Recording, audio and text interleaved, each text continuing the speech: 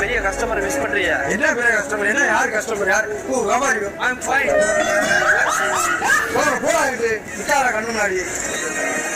அண்ணா உன் கடையில இருக்க ஒட்டுமொத்த பழமும் எவ்வளவு வரும்? அதிகமான வரும். உங்களுக்கு என்ன பழம் வேணும்?